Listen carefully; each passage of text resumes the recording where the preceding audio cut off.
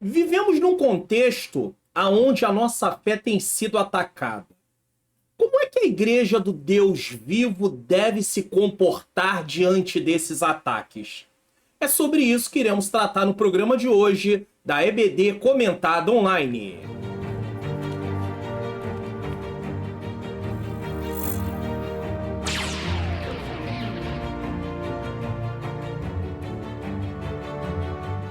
A paz do Senhor, sejam bem-vindos a mais um programa da EBD Comentado Online, edição adultos. Eu sou o pastor Mário Luna, é com alegria, satisfação que eu recebo você aqui mais uma vez. Agora, é claro, se você está chegando pela primeira vez, você é muito bem-vindo, muito bem-vinda. Fica até o final da programação para que nós possamos juntos aprender lições preciosas em relação à palavra de Deus. Antes de falar da lição de hoje, eu quero anunciar o que iremos estudar no próximo trimestre, tanto nas lições bíblicas adultos, como nas lições bíblicas jovens. Bom, quarto trimestre de 2023, lições bíblicas adultos, nós vamos estar estudando sobre o tema Até os confins da terra, pregando o evangelho a todos os povos até a volta de Jesus. Eu tenho até aqui a revista, tá? Tá aqui a revista. Essa será a revista do próximo trimestre de adultos, tá? E eu já estou anunciando para você. Em breve, ou de repente, quando você assistir essa aula, já está aí gravado no canal um panorama sobre o que vamos estudar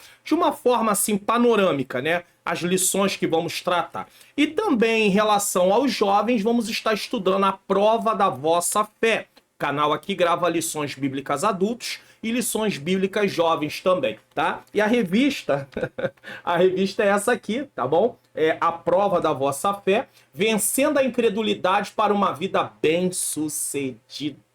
Então é isso, tá? É sobre isso que nós vamos tratar. Bom, nós estamos dando prosseguimento aí ao nosso terceiro trimestre de 2023, a Igreja de Cristo e o Império do Mal.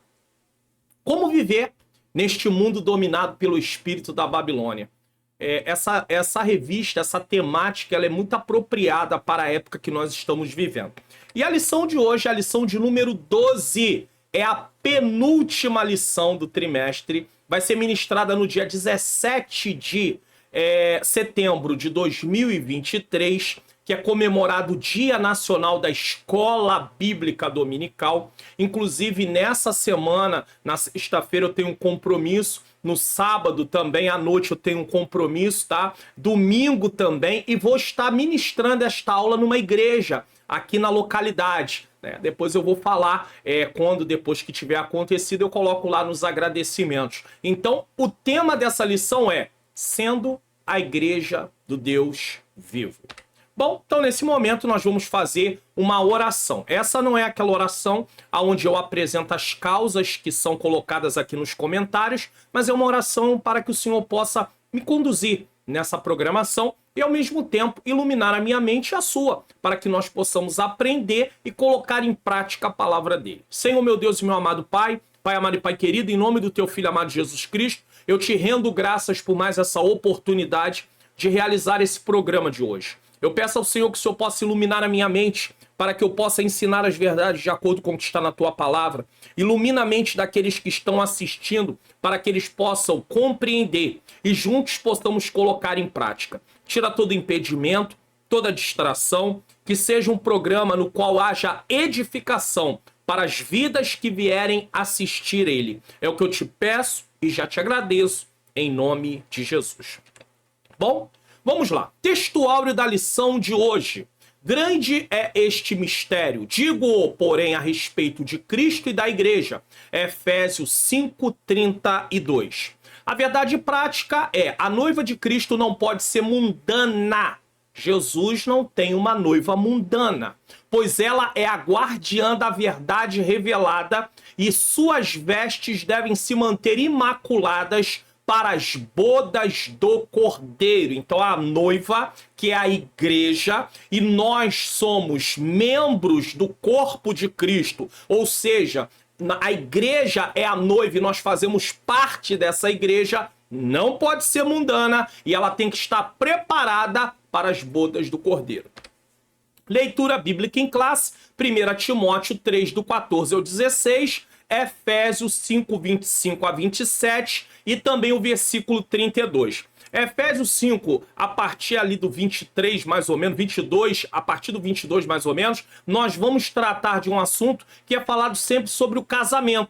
Mas nessa lição, a ênfase aqui não está em falar do comportamento do marido, e sim do comportamento de Cristo com a sua igreja. E eu falo sobre isso no Entendes Tu que Lês, que já está gravado aqui no canal, com o tema Sendo a Igreja do Deus Vivo. Aprendemos grandes lições. Se você ainda não assistiu, depois desta aula, assista a esse vídeo, porque você vai compreender melhor tanto o texto de 1 Timóteo 3, 14 a 16, como também o texto de Efésios 5, 25 a 27, e também o versículo de número 32. No Entendes Tu que Lês, eu leio o texto, eu explico o significado do texto, e nós tiramos as lições baseadas no assunto do texto, tá bom? Então você não deixe de assistir, tá? Não precisa parar agora para ir assistir, mas você pode assistir depois. E aí você já sabe que tem sempre o Entende Tu que Lês, e quando não tiver, que você procurar, não achou de jeito nenhum e você vir na aula, você vai saber, de repente eu vou estar avisando, olha, nessa aula não vai ter Entende Tu que Lês. E aí eu explico o motivo, tá? Vamos lá? Palavra-chave. Igreja, tá? A palavra-chave é igreja, e durante a lição nós vamos dar uma definição. Plano de aula, você que é professor, mas você que é aluno também vai entender como é que a aula vai se desenrolar. Queridos professores e professorais, nossa aula de hoje é importante que Na aula de hoje é importante que nossos alunos compreendam que a igreja local não está imune a influências prejudiciais que visam enfraquecer sua identidade como representante de Cristo no mundo. Quem é a igreja local? É aonde você congrega. Você pertence a uma igreja local. Existem várias igrejas locais e a reunião de todos os membros, né, que fazem parte do corpo de Cristo forma a igreja como um todo nesse caso. Tá? Portanto, como igreja, é fundamental que mantenhamos nosso relacionamento com Cristo, resistindo às influências do mundo e seguindo em frente para cumprir nosso papel de levar o evangelho, vivendo os valores eternos da palavra de Deus. Você vai ver que o texto diz assim, ó, portanto, como igreja é fundamental que mantenhamos, tá no plural. Então, a igreja é a reunião desses membros que fazem parte dela. Um membro só não é corpo. A igreja é o corpo de Cristo. Então, eu sozinho sou um membro, mas eu não sou chamado de igreja unicamente. Eu preciso estar inserido juntamente com os membros, tá? Que faz parte do corpo para ser igreja. É muito comum, né? A gente usar esse termo e falar, eu sou igreja. Não, a igreja é o corpo. Se a igreja é o corpo, ela é a união, né? A unidade dos membros em um corpo. Então isso aqui é muito interessante, porque nós temos muito isso, falar assim, eu sou igreja. Não, você faz parte da igreja, porque você é membro. Por exemplo, a mão não pode dizer assim, eu sou corpo. Você faz parte do corpo, a mão faz parte do corpo. O olho não pode dizer eu sou corpo, porque para ser corpo tem que ter todos os membros. Deu para entender? Então a igreja é o corpo. Eu sou o membro desse corpo. Então, sozinho, eu não sou corpo. E se a igreja é corpo, eu vou entender que sozinho eu não sou corpo. Então, eu faço parte. Não sou sozinho o corpo. Deu para entender agora? Isso é importante. Tem gente que às vezes não vai ligar para isso, vai continuar dizendo que ele é a igreja. Não, você faz parte da igreja. Você é um membro que faz parte da igreja. O comentarista da lição, pastor Douglas Batista, nos fornece o seguinte para entendermos o tema dessa lição. Vamos lá. Primeiro ponto, explicar a natureza da igreja do Deus vivo. Então ele explica e ele pontua da seguinte maneira. A casa do Deus vivo, coluna e firmeza da verdade, o mistério da piedade. No segundo tópico nós vamos estudar, vamos enfatizar o relacionamento de Cristo com a igreja por meio da santificação. Santificação e pureza, gloriosa e irrepreensível. E no terceiro ponto, vai elencar as armas da igreja do Deus vivo. Zelo pela verdade e o ensino da verdade. Ela tanto protege e vive a verdade, como ela também ensina a verdade. Vamos para a nossa introdução? Os efeitos do mundanismo são percebidos quando a igreja deixa de ser pautada pelos valores da fé cristã. 2 Timóteo 3, do 1 ao 5. Aqui no no canal, nós tivemos uma aula, eu até posso pegar a revista aqui, que foi a lição de número 3. Ela fez, inclusive, na leitura bíblica em classe, foi justamente esse texto. Eu posso até abrir aqui só para confirmar, porque eu vou dando a aula e nem sempre eu preparei o conteúdo. Tem coisas que vão me vindo no momento que eu estou dando a aula. Foi justamente o texto, a leitura bíblica em classe foi 2 Timóteo 3, do 1 ao 9, a lição 3. E tem aí um Entendes Tu que Lês com o tema Os Perigos do Ensino Progressista. Então ele explica justamente essa parte, ó, de 2 Timóteo 3, do 1 ao 5. Então a igreja ela não pode ser pautada por valores do mundo. Ela tem que ser pautada por valores da fé cristã. Ou seja, ela se pauta pela palavra de Deus. Palavra, Bíblia. Precisa estar pautado nas escrituras. Não é pautado no que se pensa, no que se acha ou no que o mundo faz. Infelizmente, ela não está imune às influências nocivas da sociedade. 2 Pedro 2:1. Por quê? Porque nós vivemos nessa terra. Então, a igreja é o corpo de Cristo. Nós fazemos parte desse corpo como membros, tá bom? Então, nós não estamos isentos de ataques como igreja do Senhor. Conjunto, né? Fazendo a igreja, o corpo de Cristo. Nós não estamos isentos de ataques. Então, nós temos que estar preparados. E aonde nós vamos estar fundamentados? Nas Escrituras. Se eu tiver baseado nas Escrituras, eu vou resistir aos ataques. Afinal de contas, qual é a temática do trimestre? A Igreja de Cristo e o Império do Mal. Como viver neste mundo dominado pelo espírito da Babilônia. Então, por enquanto, nós vivemos aqui. Então, nós temos que saber como nos conduzir.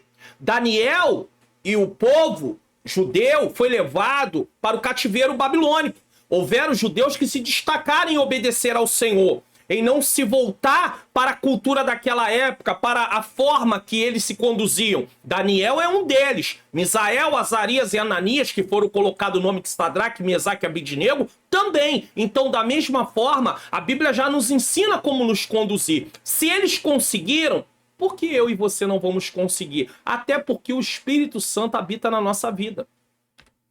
Nessa oportunidade, ou seja, nessa aula, vamos abordar a natureza da igreja, seu relacionamento com Cristo e as armas que impedem a mundanização da igreja local. Então, o ensino da verdade, viver a verdade. A proposta é chamar a atenção para o papel da igreja do Deus vivo, como coluna e firmeza da verdade. A igreja tem um papel, é por isso que eu coloco aqui também, para que vocês possam, vou colocar como recomendação, panorama do estudo da doutrina da igreja. Então eu vou deixar para vocês como recomendação esse vídeo, ele tem uma parte 2. Quando você acabar de assistir esse, você tem como assistir a parte 2 também, porque aí você vai ter uma ideia geral do papel da igreja, do porquê da igreja, tá? Vamos para o nosso tópico 1, a natureza da igreja do Deus vivo.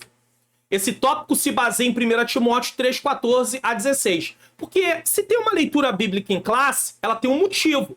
E por que ela está colocada ali? Ele vai explicar esse texto, tá? Essa parte da leitura bíblica nesse tópico. Mas você tem como um subsídio maior ainda também a exposição bíblica. Porque aí eu vou estar explicando ponto a ponto. Ele não vai fazer isso. Ele vai falar de uma forma mais temática. Eu não, eu vou explicar o versículo dentro do contexto. Então assista esse vídeo também.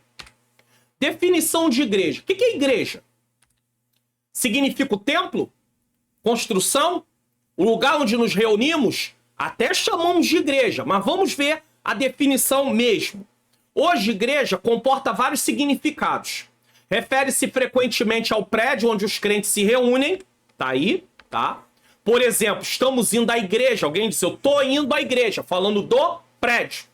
Pode indicar a nossa comunhão local ou denominação. Minha igreja ensina o batismo por imersão. Então você pertence à Assembleia de Deus, você pertence à igreja Deus e Amor, outro pertence à igreja Batista, outro pertence à igreja Presbiteriana. Então ele pode estar falando da igreja como denominação. Ou um grupo religioso regional ou nacional, a igreja da Inglaterra. Agora você já está falando de uma igreja numa localidade, num país, nesse caso. Então não é a denominação em si. A palavra empregada frequentemente com referência a todos os crentes, nascidos de novo, independente de suas diferenças geográficas e culturais. A igreja do Senhor Jesus Cristo. Tanto é que a palavra igreja, nesse sentido, abrange não somente aqueles que estão vivos, e sim aqueles que já partiram, que fazem parte da igreja de Cristo. Eles já partiram, mas fazem parte dessa igreja. Quando Cristo voltar, eles vão ressuscitar num corpo glorificado e estaremos para sempre com o Senhor. Mas seja como for, o significado bíblico de igreja refere-se primariamente, em primeiro lugar, não às instituições e culturas, mas sim às pessoas reconciliadas com Deus. Pessoas no plural, tá vendo? Porque senão seriam várias igrejas. Porque mesmo que tenham várias igrejas locais, é uma igreja só. Só que ela está estabelecida em vários locais, mas é uma igreja só. Jesus não tem vários corpos, Jesus só tem um corpo. E esse corpo é a igreja. O templo é a igreja, né? O templo, nós somos o templo do Espírito Santo. Então o Espírito Santo se manifesta em cada um de nós e aí é formado, quando estamos todos, né, em Cristo, a igreja. E a gente chama de igreja local porque é a reunião, né, o ajuntamento daqueles que fazem parte do corpo de Cristo naquele local. Aí já tem aqueles que fazem parte do corpo de Cristo em outro local, e assim sucessivamente, tá? Mas sim as pessoas reconciliadas com Deus mediante a obra salvífica de Cristo e que agora pertence a Ele. Vamos lá. A casa do Deus vivo. Eu precisei fazer essa definição para vocês entenderem. Inclusive aqui no Entendes Tu que Lês, eu dou uma definição também um pouquinho mais detalhada nesse caso. A casa do Deus vivo. Paulo orienta Timóteo a comandar na casa de Deus, que é a igreja do Deus vivo. Veja que é a 1 Timóteo 3, 15, parte A. A expressão casa de Deus foi emprestada do Antigo Testamento, onde o termo frequente é casa do Senhor. E aqui, aproveitando a oportunidade, vamos fazer uma leitura aqui desse texto de 1 Reis 3:1. Vou colocar aqui texto na tela, 1 Reis, capítulo 3, versículo 1. Na Almeida Revista Corrigida diz: E Salomão se apresentou com Faraó, rei do Egito, e tomou a filha de Faraó, e trouxe a cidade de Davi até que acabasse de edificar a sua casa, e a casa do Senhor, e a muralha de Jerusalém em roda. Então era chamado de casa do Senhor. Temos também 1 Crônicas, capítulo de número 22, versículo de número 11. Então vamos fazer a leitura também, que diz assim: Agora, pois, meu filho, o Senhor seja contigo, e prospera e edifica a casa do Senhor. Olha aqui mais uma vez, casa do Senhor, teu Deus, como ele disse de ti. Então nós temos aí essa expressão emprestada do Antigo Testamento, casa do Senhor, nesse caso. O uso original da expressão refere-se ao templo, mas o complemento, que é a igreja do Deus vivo, inclui o conjunto, tá aí, ó, de membros da igreja. Então é um conjunto de membros, aonde se reúne todos nós e está ali a igreja. O apóstolo ainda usa os vocábulos domésticos da fé, Gálatas 6:10, para falar de igreja, família de Deus, está falando de igreja, corpo de Cristo, está falando de igreja, e templo de Deus, também está falando da igreja. A sentença Deus vive enfatiza o verdadeiro Deus, em contraste com os ídolos mortos, porque naquele tempo havia muita idolatria. O evangelho foi levado para os gentios. Paulo evangelizou muitos lugares aonde não havia judeus, na sua maior parte, e sim gentios, pessoas que nunca tinham tido contato com a questão de Deus. Os judeus sim, mas os gentios não, e eles eram extremamente idólatras. Paulo está falando, a igreja do Deus vivo. Lembre-se que Timóteo está pastoreando a igreja em Éfeso. E em Éfeso havia um templo da deusa chamada Diana, aonde dava até muito lucro para aqueles que vendiam utensílios, coisas, que tinha a ver com aquele templo, com a adoração daquela deusa. Então Paulo está falando do Deus vivo. Enfatiza o verdadeiro Deus em contraste com os ídolos mortos, fazendo alusão à doutrina bíblica de que Deus é um ser o quê? pessoal. Deus não é uma coisa. Deus não é uma força. Deus é um ser pessoal, distinto da criação. Ele é criador e que, ao mesmo tempo, se relaciona com a criatura, atuando na história humana. Nós vemos isso em Daniel 4:25 e Atos 17:24. Vamos lá? Daniel 4:25 diz: será tirado de entre os homens. Está falando de quem? Nabucodonosor. Nós vamos falar sobre ele um pouquinho depois.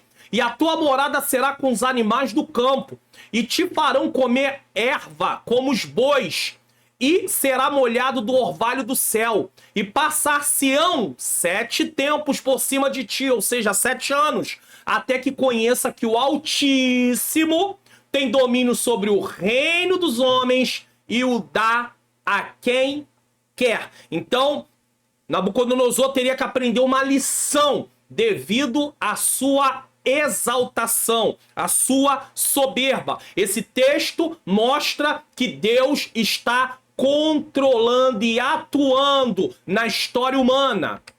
Atos 17:24. O Deus que fez o mundo e tudo que nele há, sendo Senhor do céu e da terra, não habita em templos feitos por mãos de homens. Deus se manifestou no Antigo Testamento, no tabernáculo, no lugar chamado Santo dos Santos. Porém, a habitação de Deus, no sentido de morada, é no ser humano, quando ele tem um novo nascimento e agora ele pertence a Deus, ele pertence a Cristo. O Espírito Santo está morando nele como prova que ele pertence ao Pai, ao Filho e ao Espírito Santo. Isso significa que Deus não é uma criatura, mas sim o Criador. E ele não reside em estruturas humanas, mas na vida de cada pessoa que o serve. Deus se manifesta nos lugares por meio da presença daqueles que o servem e por meio da igreja, que é a congregação dos salvos que se reúnem em um local específico. Então, o que acontece? Se você vai num lugar e você é um servo do Senhor, Deus pode se manifestar através de você. Mas ele também se manifesta através da igreja, que é a reunião desses salvos, tá bom? Lição principal. Paulo instruiu Timóteo sobre a conduta na igreja como casa de Deus. A expressão se refere ao templo no Antigo Testamento e à comunidade de crentes. Reflete a relação com Deus vivo, destacando sua natureza pessoal e atuação na história. Nós precisamos de fazer uma definição bem clara dessa questão do que significa a casa de Deus, porque se tem uma ideia, às vezes, um pouco distorcida. As pessoas, quando se dirigem ao templo, e aí pensa-se assim, não, a gente tem que vigiar porque aqui é a casa de Deus. Mas, na verdade, Deus habita em você. Então, a vigilância tem que ser 24 horas por dia. Não é só quando vamos no templo nos reunir para adorar ao Senhor. Chamamos, usamos a palavra casa de Deus como sinônimo do lugar aonde nós vamos nos reunir. Mas, na verdade, Deus habita através do seu Espírito na vida do ser humano e não nas paredes. Não nas paredes. Então as pessoas às vezes têm uma ideia equivocada. Não, aqui a gente tem que ter reverência. Não, você tem que ter reverência em qualquer lugar. Porque o Senhor habita em você através do Espírito dele. Então, nós temos uma ideia muito equivocada. Porque nós estamos, às vezes, voltados apenas para a questão lá do Antigo Testamento, do templo, do lugar aonde não podia entrar, porque não era permitido, era permitido apenas aos sacerdotes, e o sumo sacerdote, uma vez no ano, entrar no Santo dos Santos. Então, nós ficamos com essa ideia na nossa cabeça. Só que quando Jesus morreu, o véu foi rasgado. Nós temos acesso direto a Deus através de Jesus Cristo. Então agora o Espírito Santo mora em mim e você. Nós pertencemos à igreja do Deus vivo. Então não tem esse negócio de dizer, não, aqui a gente tem que ter reverência. Não, a gente tem que ter reverência aqui. Que vamos falar que o aqui é o templo, e temos que ter reverência no trabalho, na faculdade, na rua, na condução, no lazer, na sua casa. Por quê? Porque Deus habita em nós através do seu Espírito. Olha como é que mudou. Olha como é que é muito mais exigido de nós. Porque senão nós temos essa ideia errada. Aqui no templo não pode, fora do templo pode? Ué, como assim? Se o templo em si somos nós. Você, depois que todas as pessoas saem do templo, foi todo mundo embora, Deus está habitando ali? É ali que Deus habita? Não! Deus habita em cada ser humano que o aceitou Jesus como único e suficiente Salvador. Então, é claro que a presença, Deus é onipresente, está em todos os lugares. Ele é onipresente. Sim, isso não, nós não contestamos isso. Mas é a questão de você pensar, não, ó, eu tô indo pro templo, não tem ninguém lá, quando eu chegar lá, Deus já está, bom, vai estar no templo, vai estar em qualquer outro lugar, porque Deus é onipresente. Aí, se formos pensar assim, sem nenhum problema. Mas aonde está carregada a presença de Deus? No Antigo Testamento? Na Arca Deus se manifestava, na Arca do Concerto. Mas no Novo Testamento, aonde Deus se manifesta? Na minha vida e na sua vida. Então a reverência tem que ser em qualquer lugar. 2. A coluna e firmeza da verdade. A Bíblia assegura que a igreja do Deus vivo é a coluna e firmeza da verdade. Preste atenção nessa figura aí. Tá? Nós temos aí um fundamento, em primeiro lugar, que é Cristo. E nós temos essas colunas. Essas colunas estão fundadas em quem? Em Cristo. Então, só para mostrar, coluna e firmeza da verdade. Só para fazer uma ilustração do papel da igreja, tá? Nesta metáfora, a igreja é o fundamento que sustenta a verdade. Agora entenda, a igreja é o fundamento que a verdade, que é Cristo, que é anunciado, é sustentado. Mas, na verdade, a igreja está fundamentada em Cristo. Então, ela está fundamentada em Cristo e ela também sustenta Cristo no sentido de divulgar Cristo. De viver Cristo, tá? Nesse sentido. Nessa metáfora, a igreja é o fundamento que sustenta a verdade, ou seja, significa que foi instituída como guardiã da verdade por Deus revelada. Então, ela guarda essa verdade. Ela protege essa verdade. Ela defende essa verdade. Nós vamos tratar disso muito bem no terceiro tópico. Essa verdade é o evangelho de Cristo. As boas novas de salvação. E suas imutáveis doutrinas. Tá? Então, essas verdades é o próprio Cristo. Que deu as instruções. Que mostrou como deveria ser. Portanto, é responsabilidade da igreja. E nós fazemos parte dessa igreja. Então, cada um de nós temos a nossa responsabilidade propagar, testemunhar e defender a verdade do evangelho. Mateus 28:20, João 18:37, Judas 1:3. Como é que eu vou propagar? Como é que eu vou testemunhar? E como é que eu vou defender o evangelho se eu não estudo as escrituras? Se eu não me debruço para estudar a palavra de Deus? Eu preciso estudar, meus irmãos. Se eu não estudar, eu não tenho como defender.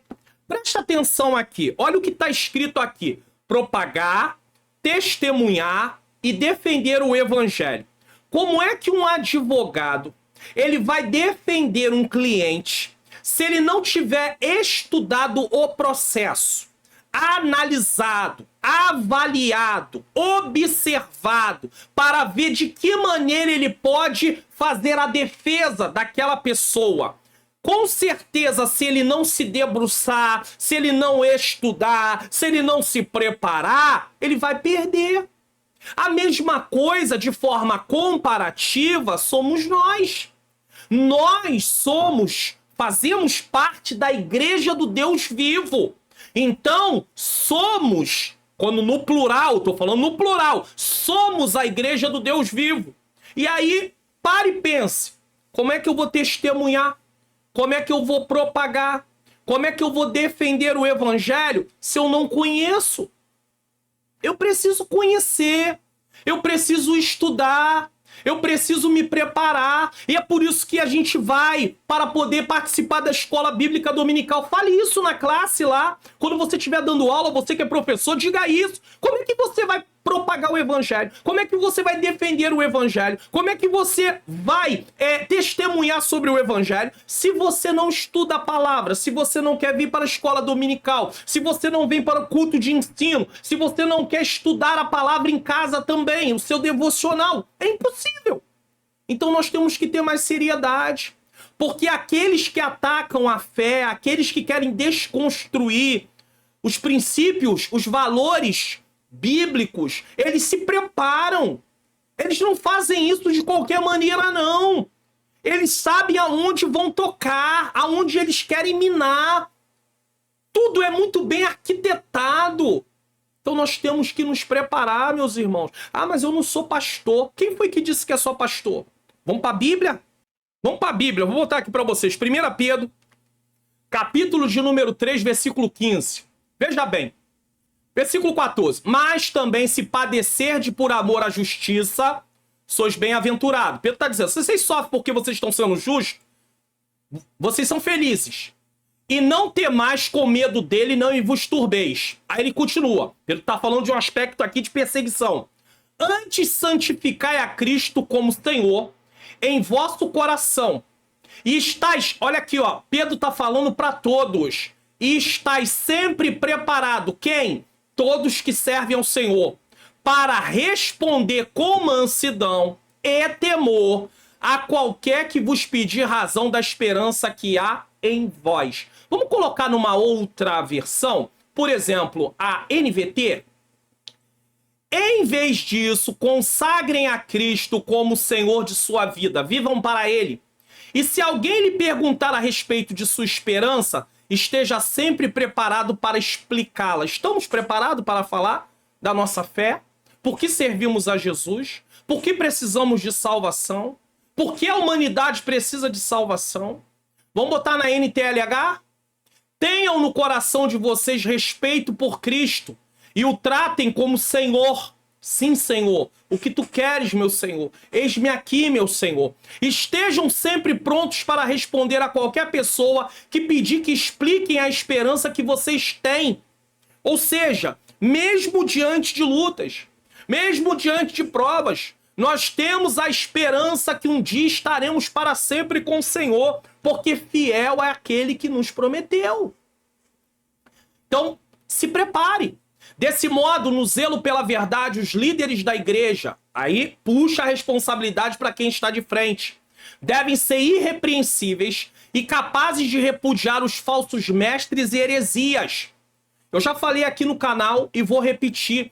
Pastores de igreja, seja de congregação ou filial, como chama em alguns lugares, ou pastor presidente, tem autoridade dada por Deus para proteger o rebanho das heresias e daqueles que trazem falsos ensinos.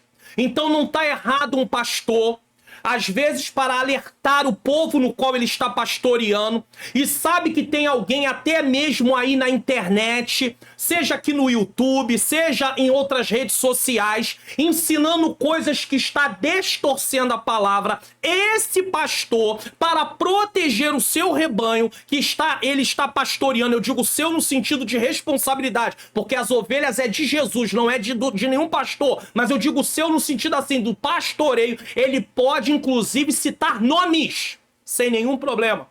E dizer para a igreja, olha só, irmãos, tenho verificado que tem na internet tido uma pessoa que no qual tem ensinado algumas coisas, e eu digo para vocês, não assistam. Isso vai contaminar a fé de vocês.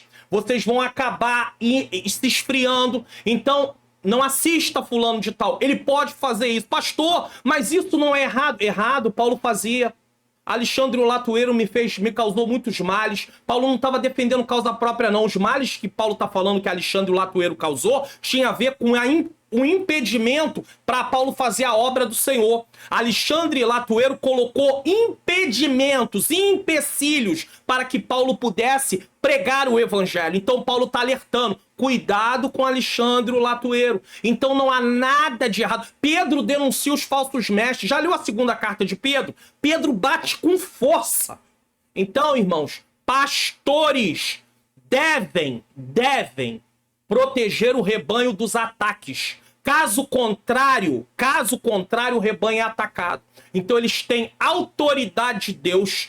Deus deu para eles autoridade para eles fazerem isso. Se eles verificam uma coisa, se eles têm certeza, se eles passaram no crivo das escrituras e não passa, eles podem dizer, uma coisa é alguém estar falando e cometer um erro. Outra coisa é uma pessoa direto falar coisas que não tem nenhum sentido bíblico. Aí o pastor tem que entrar para proteger. Isso aqui é importante, ó. Desse modo, no zelo pela verdade, os líderes da igreja devem ser irrepreensíveis, ou seja, não ser acusado de nada que venha desabonar sua conduta, e capaz, ou seja, para ser capaz tem que estudar, de repudiar os falsos mestres e suas heresias. Se esses homens não forem preparados, eles vão ser enganados. Então eles têm que se preparar, eles têm que estudar, eles têm que se empenhar. Caso contrário, eles não conseguem. 1 Timóteo 3, do 1 ao 13, que é justamente o perigo do ensino progressista, aonde eu dou lá no Entende Tu Que Lês, eu mostro para vocês a exposição desse texto. Se a verdade do evangelho for corrompida, então a igreja deixa de ser o sal da terra e a luz do mundo. Mateus 5, 13, 14. Os ataques, eles não vêm de uma forma brutal, de uma única vez. Eles vêm aos poucos. Vai sendo minada a nossa fé aos poucos. Coisas que nós não acatávamos, a gente vai aos pouquinhos aceitando, aceitando, aceitando. Eu tô falando de doutrina. Doutrina, imutável, doutrina, tá? Quero deixar isso muito claro aqui, tô tratando de doutrina. Então, vai sendo aberto mão, vai abrindo mão, vai abrindo mão, vai abrindo mão.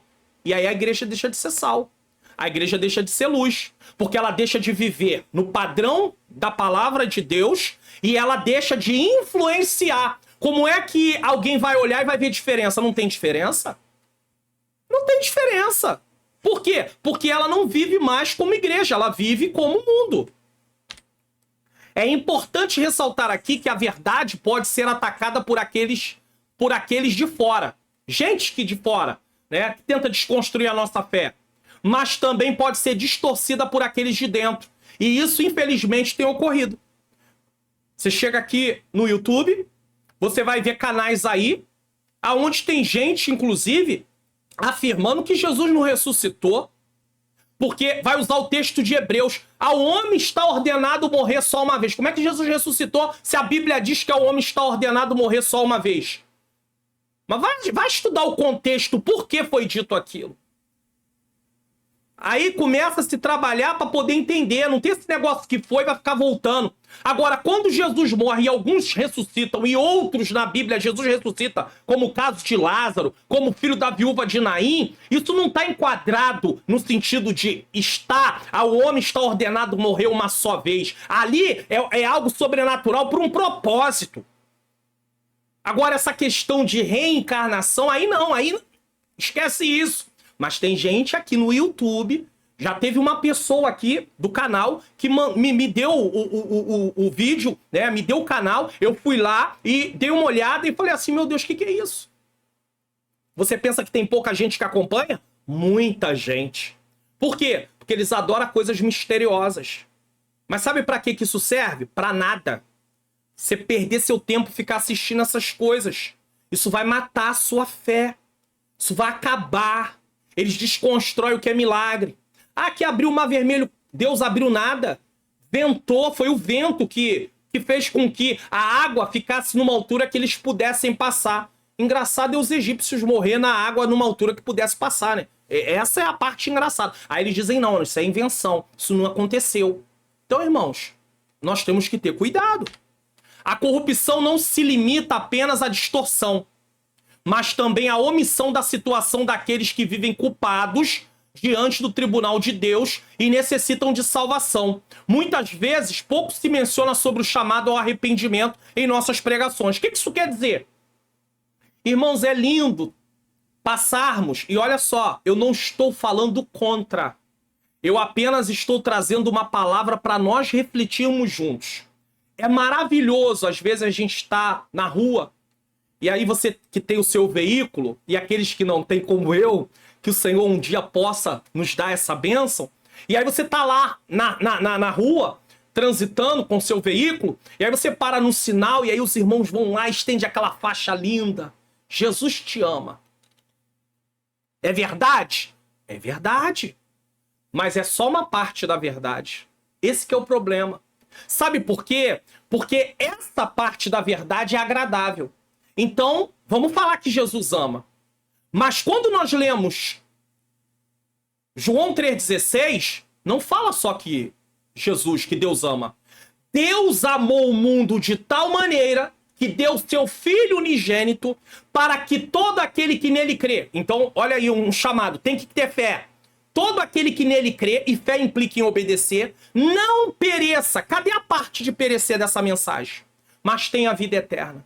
Então, para a mensagem ficar completa, tinha que estar escrito lá: Jesus te ama, ele quer salvar você da condenação eterna. Aí sim, aí é uma pregação numa frase completa.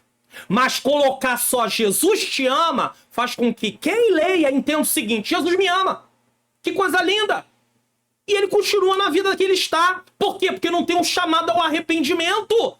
A Bíblia diz que Jesus começou a pregar e dizia: arrependei-vos. João Batista pregava: arrependei-vos. Os apóstolos pregavam: arrependei-vos. E a igreja de hoje prega o quê? Pense no que eu estou falando. Reflita no que eu estou falando. E você vai chegar à plena conclusão que nós estamos omitindo uma parte da mensagem. E omissão, tá aqui, ó. A corrupção não se limita apenas à distorção, mas também à omissão da situação daqueles que vivem culpados diante do tribunal de Deus e necessitam de salvação. Muitas vezes pouco se menciona sobre o chamado ao arrependimento em nossas pregações. Por quê? Porque chamar as pessoas ao arrependimento para muitos é ofensa. Pastor, não quero luta para mim. Eu não quero que a minha agenda caia, que eu deixe de ser convidado, porque se eu pregar sobre arrependimento, as pessoas não vão me chamar. Então eu vou agradar quem? A Deus ou às pessoas? Aos homens? Ah, pastor, mas tá dias difíceis. Você não sabe o que aconteceu com Timóteo por causa de pregar a palavra de Deus, não? Tava dando uma aula dos jovens. Deixa eu pegar aqui. Tava dando uma aula dos jovens, falando sobre a lição 11, seja firme. E aí eu tava falando de Timóteo, e Paulo preparando Timóteo até mesmo para as aflições, prisão. Hebreus até fala que o irmão Timóteo foi solto. Então, entende-se que Timóteo passou por prisão também. E aí, eu estava falando o seguinte: a Bíblia não diz como os apóstolos morreram. Porém, a história paralela, ou seja, a história da época conta, né? A tradição, né? Conta como é que foi. Timóteo estava num lugar e aí vinha homens, rapazes que estavam ali mascarados e iriam para os templos pagãos para poder oferecer sacrifício. E Timóteo fala do grande amor de Deus, como Paulo falou na cidade de Atenas. Aqueles homens não gostaram do que Timóteo falou sobre chamar eles para o arrependimento. Sabe o que eles fizeram? Bateram em Timóteo. Muito! Dias depois, Timóteo veio a óbito. Morreu. Por amor a Cristo. Jesus disse: aquele que quiser ser meu discípulo, negue-se a si mesmo, tome sua cruz. Cruz vai falar de sofrimento por causa do evangelho. Que às vezes a gente usa a palavra cruz, tipo, meu marido, minha esposa, não é disso que Jesus está falando, não. Jesus está falando de sofrimento por causa do evangelho, de servir a ele, de obedecê-lo. A não ser que você tenha um marido que se opõe por causa de ser cristão. Aí sim. Mas, no geral, lutas do dia a dia não é desse sofrimento que Jesus estava falando, de cruz, tá? E a cruz implicava, inclusive, em estar pronto para morrer. Timóteo morreu por causa do evangelho. Mas tem gente que vai falar assim: não, pastor, isso... Não. Aí a gente esquece a causa de Cristo, esquecemos quem somos, igreja do Deus vivo, né? Reunidos, somos a igreja do Deus vivo, somos membros, né, da igreja do Deus vivo, esquecemos disso e começamos a promover apenas o nosso nome. E isso é terrível, porque nós perdemos a missão. No meio do caminho nós perdemos a missão. Então, deixamos a missão de Deus para fazer a nossa missão. Então vamos voltar a pregar sobre arrependimento, sobre volta de Jesus, sobre santificação. Porque se você for analisar as mensagens de hoje, pouco se fala sobre isso. Muito pouco. Ezequiel 3,18 diz: quando eu disser ao ímpio, olha Deus dizendo para Ezequiel, certamente morrerás. Não avisando tu. Quem é o tu aqui? Ezequiel. Não falando para avisar o ímpio acerca do seu caminho, ímpio. Para salvar a sua vida, aquele ímpio morrerá na sua maldade, mas o seu sangue da tua mão requererei. Por quê? Porque Ezequiel era o arauto, era o atalaia, era o porta-voz de Deus. Quem é o porta-voz do Senhor nesses dias? Nós. Jesus disse, ide por todo mundo e pregai o evangelho. Ide ensinai a todos a guardar o que eu vos tenho ensinado. Qual é a lição principal? A igreja é a coluna da verdade, responsável por sustentar e propagar o evangelho de Cristo. Ao mesmo tempo que sustenta, no sentido de não abrir mão, negociar, ela também fala desse evangelho. Seu papel é defender e testemunhar a verdade revelada por Deus. Ela defende, ela se posiciona, sendo guardiã contra falsas doutrinas e heresias, para manter sua influência positiva na sociedade. 3. O mistério da piedade. A verdade do evangelho é personificada em Cristo. Acabou. Personificada em Cristo. Jesus diz assim, eu sou o caminho, eu sou a verdade, eu sou a vida. Ninguém vem ao Pai senão por mim. Jesus é a verdade que liberta. Nessa concepção, o apóstolo Paulo diz, grande é o mistério da piedade. 1 Timóteo 3,16, parte A. Devemos aqui ter atenção para as palavras mistério e piedade. A primeira sinaliza que a verdade do evangelho foi revelada aos santos. Era um mistério que foi revelado. Mistério é algo oculto. Por isso que é engraçado quando nós pentecostais tinha muito esse jargão, né? É mistério. Se é mistério, é algo oculto. Então não tem nenhuma serventia. Mas nós começamos a falar porque achamos a palavra bonita, né? Ah, é mistério. Não sabe nem o que tá falando. O que a palavra mistério significa? Algo oculto. Então, se é algo oculto, você tá perdido. Eu também.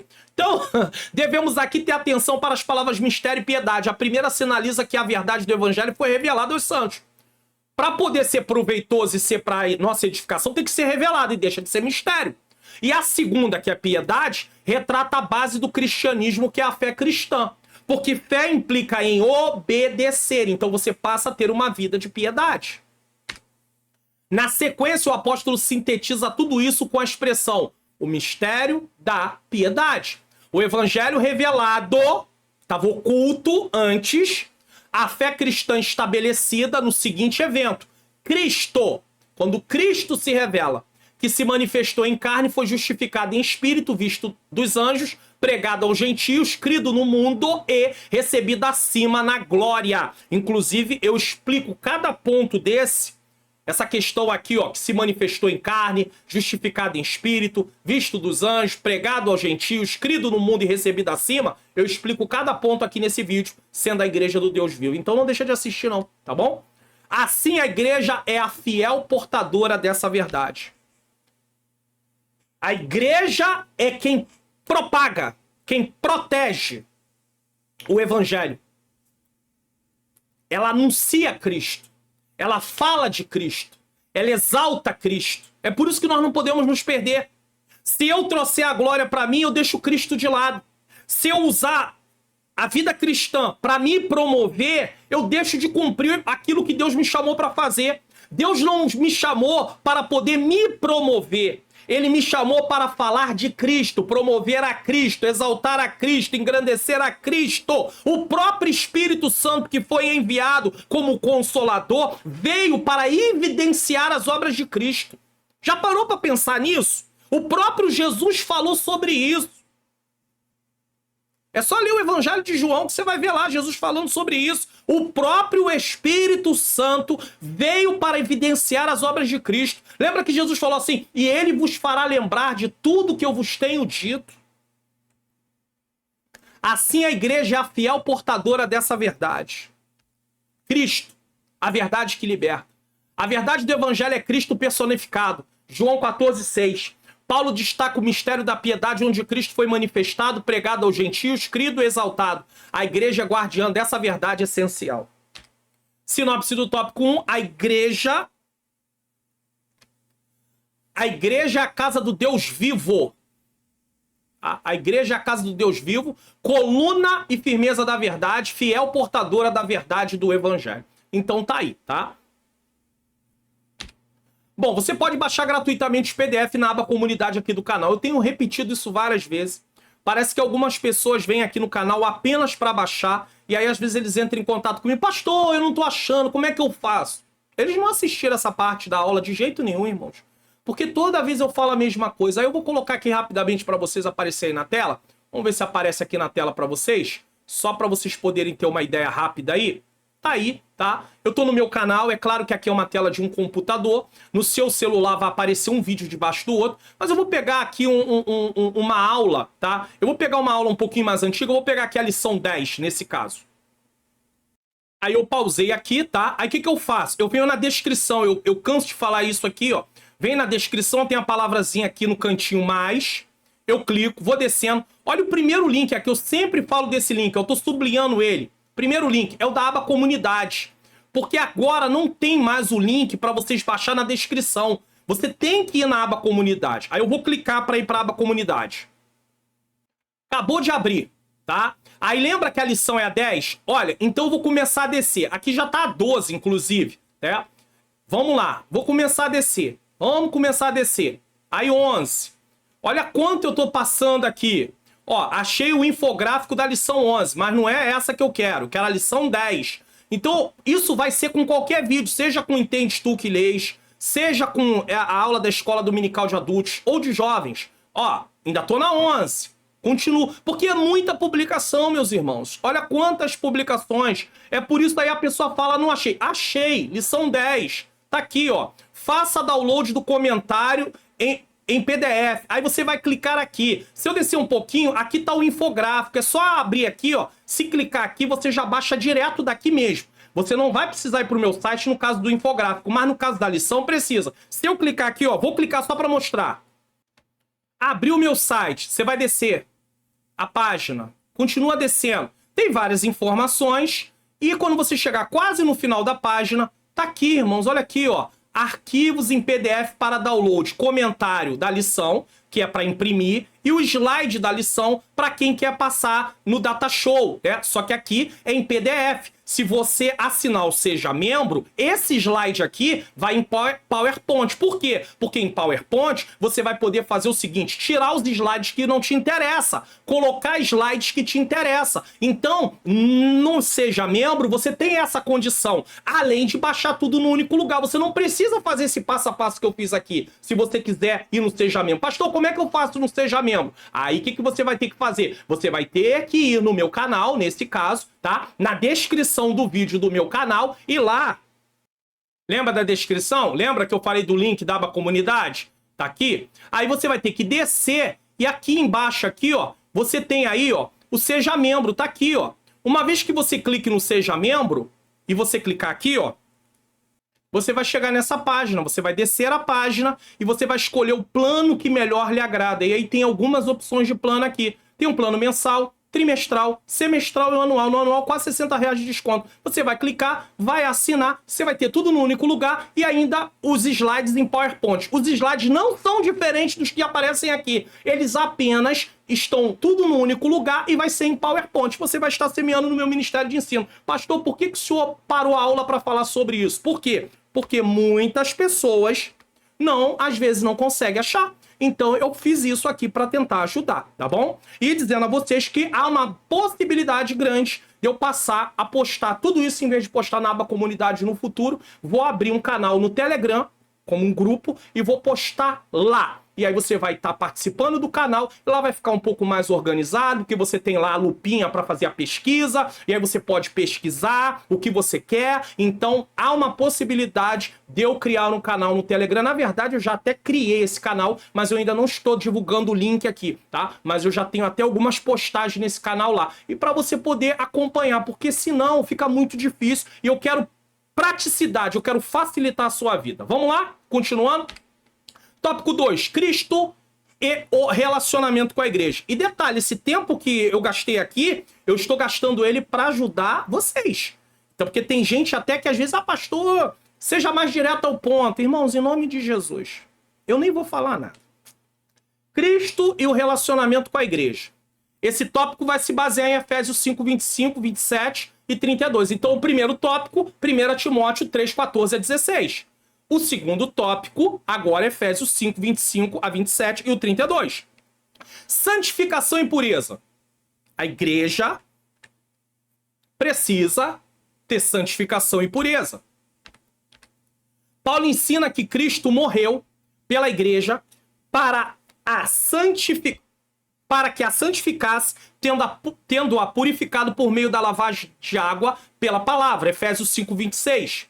O texto mostra que na regeneração, está falando do novo nascimento, Cristo nos purifica do pecado e que no propósito do Calvário estava inclusa a nossa santificação. Então Deus não nos salvou só para nos salvar. Deus nos salvou para viver uma vida de salvo.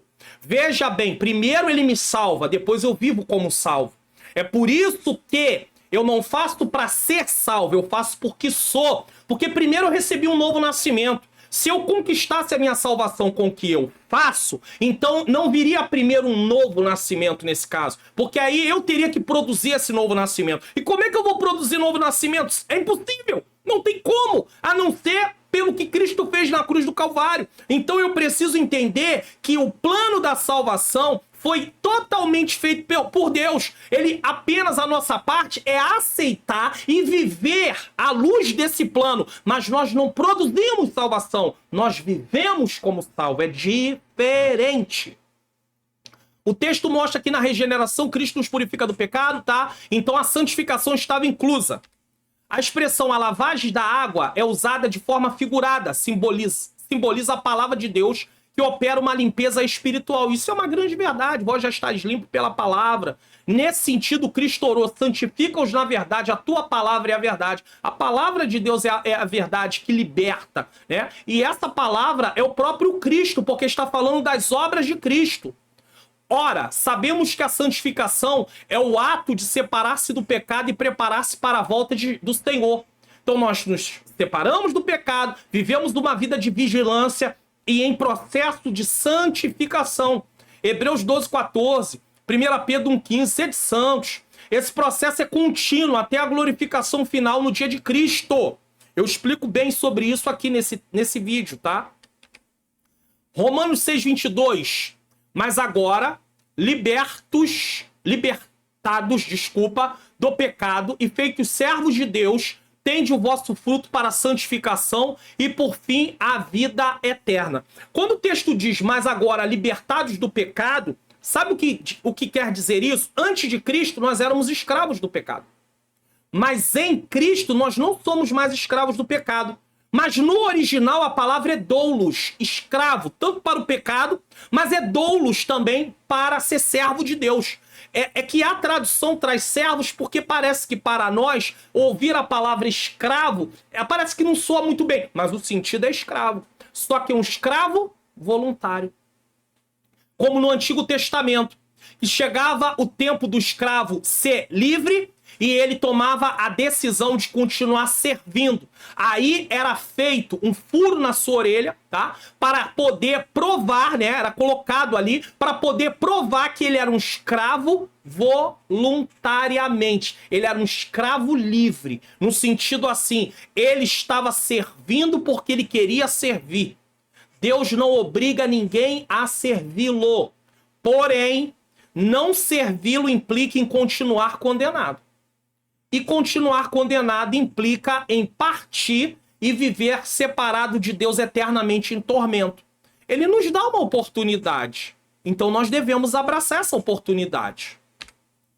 Qual é a lição principal aqui? Essa lição principal está contida no infográfico, que é o resumão da lição que eu até mostrei anteriormente lá, um exemplo para vocês, tá? Tá lá também. Você tem que descer na aba comunidade, você tem que descer na descrição do vídeo e ir para a aba comunidade para poder ter aí o resumo da lição. A morte de Cristo purifica e santifica a igreja por meio da figura de lavagem com água, da palavra de Deus, resultando em santificação contínua. Não é um momento, não é uma vida só um pouquinho. Não adianta orar 3 horas num dia e não orar nunca mais. Não é nada disso. É algo contínuo, tá? E preparação para a sua volta, culminando na glorificação final. 2. Gloriosa e irrepreensível. Isso se espera da igreja. A santificação tem como alvo preparar uma igreja gloriosa, sem mácula, nem ruga, nem coisa semelhante, mas santa e irrepreensível. Veja bem, ó. A santificação tem como alvo preparar uma igreja gloriosa. Preparar. Sem mácula, nem ruga, nem coisa semelhante, mas santa e irrepreensível. Quando é que a igreja vai estar nesse estado de santa e irrepreensível? Total. Sem nenhuma imperfeição. Quando tivermos sido glorificados. A Escritura compara a relação de Cristo com a igreja como a do marido com a esposa, segundo Coríntios 11:2. Assim a igreja é a noiva de Cristo, que se prepara para a festa nupcial. A igreja, que é o conjunto de todos os salvos em todos os tempos, ela é comparada à noiva de Cristo. E esta noiva, ela precisa se preparar para a festa nupcial. O interessante aqui é que se você for estudar como funcionava o casamento judaico naquela época, você vai entender bem essa parte. Porque quando os dois firmavam um compromisso, o noivo, ele tratava isso com o pai da noiva. Ele não tratava com a noiva, como hoje. Vai tratar diretamente com a noiva. Mas naquele tempo não, ele tratava diretamente com o pai da noiva. E ele teria que pagar um dote para poder se casar com a noiva. Era o costume daquela época. E ele teria que pagar um valor ao pai da noiva. Tá? Então, o que acontecia? Ele firmava um compromisso. E entre esse compromisso, ele tinha mais peso do que um noivado. Porque eles já estavam compromissados. Era como a época de José e Maria. Já havia o compromisso entre eles. Na verdade, eles já estavam casados. Porém, eles ainda não tinham se ajuntados. Era assim que era feito naquele tempo, na cultura judaica. Então, eles firmam um compromisso. Eles ainda não... Eles já estão legalmente separados um para o outro. Mas eles ainda não haviam se unidos. Porque para se unir tinha que vir a festa nupcial. E aí, nesse meio tempo, se o noivo ainda não tivesse pago o dote, ele teria que pagar o dote para poder depois ter a festa nupcial, e aí eles estariam casados, unidos para sempre, né? Agora juntos nesse caso. E não foi isso que Jesus fez? Jesus pagou o dote. Sabe onde Jesus pagou o dote? Na cruz do Calvário. Ele pagou o dote. E ao pagar o dote, ele foi. Ele disse, eu vou preparar lugar para que onde eu estiver, vocês estejam também. O Jesus que foi é o Jesus que vai voltar para buscar a sua noiva, que somos nós, a igreja de Cristo. Então, irmãos, ele foi, mas ele volta. A parábola das 10 virgens, é claro que nós entendemos pela nossa linha escatológica, pela nossa escola escatológica, que aquela parábola ali, ela está representando Israel. Eu sei, né? Há linhas que não vai dizer que não é Israel, mas ali tudo aponta para Israel, é o final mesmo. Não é o arrebatamento, é o final mesmo. Porém, nesse caso, nós podemos tirar várias lições daquela parábola. E nós entendemos o seguinte, temos que estar preparados. Porque ele vai voltar. Mesmo no arrebatamento, ele vai voltar num momento que nós não esperamos. Você está preparado? Eu estou preparado? Estamos vivendo em santificação? Jesus vai voltar para tomar posse da sua noiva. Nós não podemos ficar de fora. Como as virgens nécias, imprudentes, loucas. Porque se alguém sabe que Jesus vai voltar e não se prepara, sabe que o noivo vai estar vindo e não se prepara, o que acontece? Durante essa espera, por meio do Espírito Santo, Cristo a santifica para apresentá-la a si mesmo totalmente pura. É através do que Jesus fez que eu e você somos santificados. Nós buscamos a santificação, mas quem produz a santificação em nós é o Espírito Santo. Por isso está dito aqui, ó, durante essa espera, por meio do Espírito Santo, Cristo a santifica para apresentá-la a si mesmo. Ele que prepara a noiva através do seu próprio Espírito. Porque a noiva de si mesmo não poderia se preparar se não fosse através da ação do Espírito Santo. E é por isso que a graça está envolvida nisso. Porque a ação do Espírito Santo é um favor de Deus na nossa vida. Porque por nós mesmos, nós não merecíamos ter o Espírito Santo morando em nós. Tudo isso é mérito de Jesus. Que comprou, que pagou a dívida na cruz do Calvário para nos dar direito de estarmos com Ele para sempre. Como sua igreja, como sua noiva. A ausência de mácula e ruga significa que sem mancha alguma de ordem moral ou espiritual. Então, glorificados, porque enquanto estamos aqui tem mancha moral ou espiritual, de alguma maneira sempre tem alguma coisa. Vestida nesse grau de pureza, somente a igreja santa e imaculada terá acesso à ceia das bodas do Cordeiro. Isso quer dizer que uma igreja despreparada não vai ser a noiva de Cristo. A igreja, para ser noiva de Cristo, tem que estar preparada.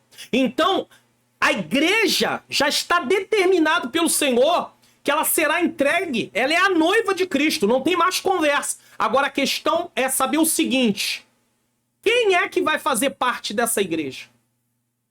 É aqui que está a grande questão. Já está, Jesus comprou, Jesus pagou o preço, através da sua morte na cruz do Calvário. A pergunta é: quem vai fazer parte dessa igreja? Irmãos, não podemos brincar. Temos que ter seriedade, porque Jesus vai voltar para buscar a sua noiva, que é a igreja. E para fazer parte dessa igreja, precisamos ter uma vida de acordo com os parâmetros da palavra de Deus. Acerca disso, Cristo advertiu: não ser possível entrar nas bodas sem a devida veste nupcial. Ou seja, está preparado. Veste nupcial aqui vai falar de preparo, de se aprontar. Qual é a lição principal? A santificação visa preparar a igreja como uma noiva pura e imaculada para Cristo. Isto é essencial para participar das bodas do Cordeiro, garantindo acesso à eternidade com Ele. A pureza espiritual é fundamental para a união gloriosa. Irmãos, enquanto tantos pregadores, gastando tempo precioso, no qual se tem num culto, para poder pregar, em vez de falar sobre preparação, a igreja se preparar, vigiar, a igreja se comportar da forma devida. Se fala tanto de coisas, de conquistas, nós podemos falar sobre esse assunto também, mas não podemos omitir os outros. E quando eu falo desses assuntos é porque tem irmãos às vezes que estão precisando de uma porta de emprego, de uma casa, não está conseguindo, está sendo esmagado pela questão de um aluguel. Eu entendo isso. Mas daí omitir na mensagem. Parece que tem pregadores que a característica dele é só pregar sobre conquista, conquista, conquista, conquista. E com isso, a igreja local, em muitos lugares, ela só quer convidar gente que prega sobre isso. E quem fala da verdade no sentido como um todo. Não que alguns pregadores não estejam falando, mas está falando só parte. E aí, o que acontece? Você vê, você não pode comer só um tipo de alimento o tempo inteiro. Você precisa ter ali uma certa variedade para que o organismo ele possa ser fortalecido, nutrido da forma correta. Então não adianta só dar um tipo de alimento. Precisa o alimento ter ali a sua totalidade. Eu não sou nutricionista. Se eu fosse nutricionista, eu poderia falar de uma forma mais técnica aqui e nem me preparei para falar dessa forma aqui, nesse momento. Mas aí, a pessoa só fala aquilo, o padrão dele é aquele. Ah, não, é aqui que tá dando certo. As pessoas dão glória, as pessoas dão aleluia, as pessoas vibram. Mas tem mudança de vida? Tem transformação? Elas estão crescendo espiritualmente? Porque isso me preocupa. Jesus está voltando. A igreja do Deus vivo precisa se preparar. Que tal uma arte digital? O evento da sua igreja, local aí, festividade, mocidade, adolescentes, jovens, que é mocidade, irmãs, varões, igreja, ou um profissional liberal, ou até alguém que quer fazer uma arte, porque é um pregador, uma pregadora, um cantor, uma cantora. Entre em contato com a Manhãs Artes Digitais, artes a partir de R$19,90, tá? DDD 21 971 76 4015, DDD 21 971 76 4015, Manhãs Artes Digitais. Tópico 3. As armas da igreja do Deus vivo. A igreja tem que ter armas. Só que a nossa luta não é contra a carne nem contra o sangue, mas a igreja precisa. O zelo pela verdade. Não é o zelo sem entendimento, mas é o zelo pela verdade. Enfatizamos que a verdade bíblica é absoluta e imutável. Aqui eu estou falando de verdade, de doutrina. A igreja tem costumes. Os bons costumes são aceitáveis. Não estou contestando isso de forma nenhuma. Mas os bons costumes não estão no quesito de salvação. Não, não, não, não, não. A Bíblia prova isso com muita facilidade. Mas é bom, é bom. Mas aqui eu estou falando de doutrina. Enfatizamos que a verdade bíblica é absoluta e imutável. Costume é local, regional, temporário, né? Temporal, vamos dizer assim. Verdade bíblica não muda. Ou seja, o evangelho de Cristo é a única verdade, não tem outra verdade que liberta o homem do pecado. Reforma social não liberta o homem do pecado. Não adianta, pode fazer reformas, pode fazer quantas reformas sociais quiser, não vai libertar o homem do pecado. Porque a única forma de libertar o homem do pecado é através de aceitar Jesus como único e suficiente Salvador. É a palavra de Deus quem diz e ponto final. Deus tem a última palavra, ele é o Criador. Nesse caso, a igreja é a fiel depositária dessa verdade. 1 Timóteo 3,15.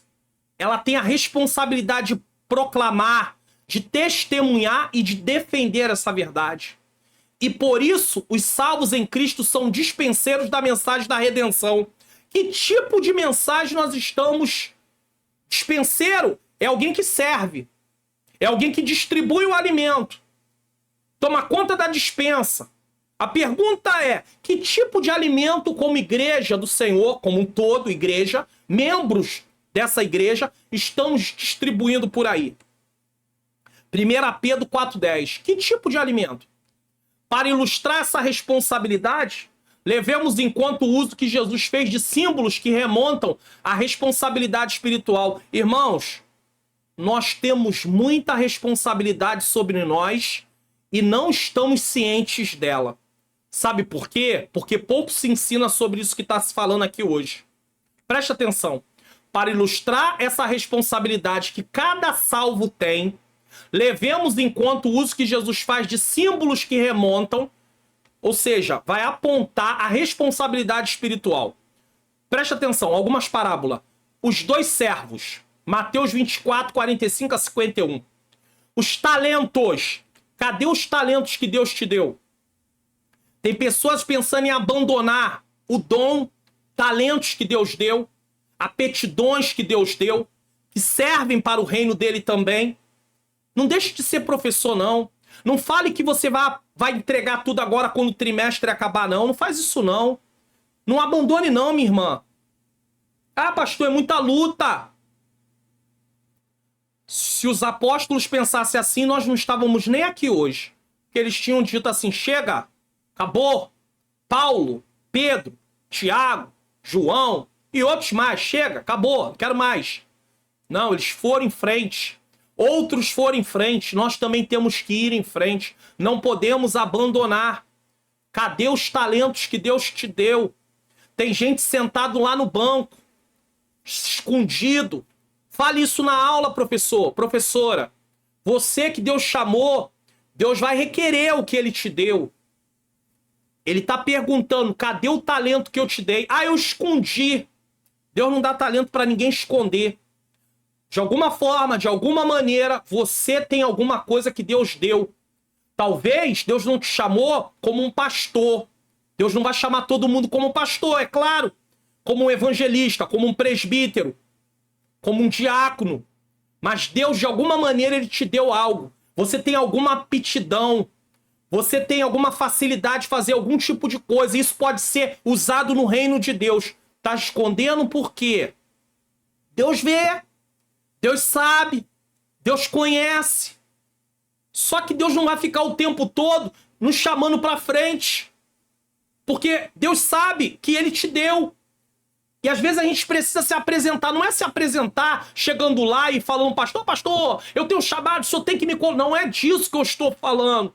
Mas é se disponibilizar se você for chamado. Lembra de Isaías? A quem enviarei? Capítulo 6. E quem há de ir por nós? Isaías ouve. Ele diz, primeiro ele foi purificado. Depois ele diz, eis-me aqui, envia-me a mim. Ele recebe um chamado. e ele se disponibiliza. É disso que eu tô falando. Porque tem gente que tá sendo chamada e tá se escondendo. Não se esconda. Isso é sério, ó. Talentos. O servo vigilante, atento. O mordomo infiel. Como é que você está conduzindo as coisas que Deus colocou nas suas mãos? E eu não tô falando aqui apenas porque alguém pensa logo a pastor. Não. Você é mordomo, inclusive, dos recursos materiais que você tem conseguido através do trabalho, mas esse trabalho, tudo que você faz, é porque Deus te deu vida. Você tem vida que Deus te deu. Então, você precisa saber como administrar as coisas. Pessoas que desperdiçam, pessoas que compram coisas desnecessárias para ficar jogado lá no canto. Isso é desagradável a Deus. Deus vai requerer isso também. E às vezes a pessoa não entende porque a vida dela está de determinada forma. Por quê? Porque ela está desperdiçando recursos. Ah, mas eu faço o que eu quiser, é meu, é seu?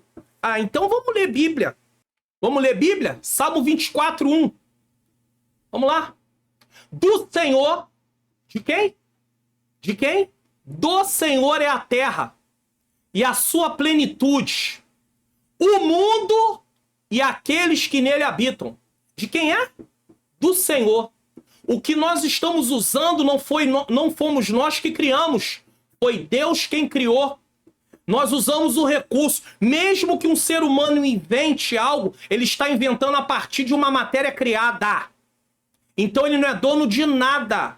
E como cristãos, nós temos que ter esse entendimento. O não cristão pode até não ter esse entendimento, mas nós, como cristãos, temos que ter esse entendimento. Porque isso é muito sério. E aí, muitas vezes, nós desconhecemos essas coisas. Nós não queremos saber disso. Mas devemos saber. Porque o Senhor é o dono de tudo. Então nós não podemos ser infiéis. De forma nenhuma. Podemos ser infiéis. As 10 minas. Todas essas parábolas trazem a imagem da responsabilidade que cada salvo deve ter enquanto espera o Senhor da igreja voltar. Eclesiastes, falando num contexto geral, é dito assim, até num contexto de homem, com mulher, família, tudo que te vier à mão, faça conforme as tuas forças. Às vezes você se inquieta com coisas que não estão nas suas mãos. Eu, no início do evangelho, e quando eu entrei no ministério, fui chamado para o ministério pelo Senhor e fui exercer, eu comecei a ver umas coisas. E tinha coisas que eu não conseguia lidar com aquilo. E às vezes a gente, na imaturidade, obreiro novo, imaturo, às vezes a gente quer consertar aquilo no confronto. E aí, Deus foi trabalhando na minha vida, até chegar o momento que ele me ensinou, usando esse texto, um princípio geral. Esse texto está tratando ali de um ambiente de família, né? O homem, mulher, trabalho, vida, tá? Mas o princípio aqui, tudo que te vier à mão pode ser usado para outras coisas. E aí Deus me ensinou o seguinte: você tá assim atormentado, aflito, tá se aborrecendo, mas isso você pode resolver? Eu falei, não. Então, deixa na mão de quem pode, porque não é de você que eu vou cobrar, não é de você que eu vou requerer. Aí talvez você diga pra mim, ouvindo eu falar assim, pastor, mas isso é omissão. Omissão é quando você pode fazer alguma coisa e você não faz. Às vezes, aquilo tá na mão de alguém superior no sentido eclesiástico. Às vezes é o pastor. É ele que pode fazer, eu não posso. Eu posso orar por ele. Se Deus me der condição de ir até ele e falar com ele, caso o Senhor queira que eu faça, eu vou falar. Agora, caso não, eu vou só orar. Por quê? Porque é com ele e com Deus, ele que sabe. Ou a pessoa que está ali naquela direção é que sabe. Então, isso é muito importante. Porque senão a gente começa a ficar batendo de frente, direto. E nós não podemos agir dessa forma, de forma nenhuma. Então a responsabilidade que Deus deu na sua mão, você tem que assumir. Veio até a tua mão? Então assuma a sua responsabilidade. Não abandone esse cargo. Não abandone esse posto de professor, de professora. Essa posição que você recebeu.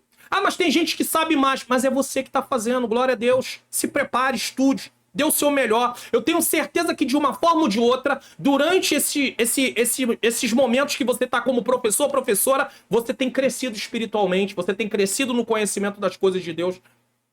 Quem sabe isso seja um dos motivos, uma das motivações para você estudar a palavra de Deus. Então não abre mão disso não, em nome de Jesus. Esse compromisso é inegociável, pois espera-se que o salvo cumpra o seu dever com irrestrita lealdade.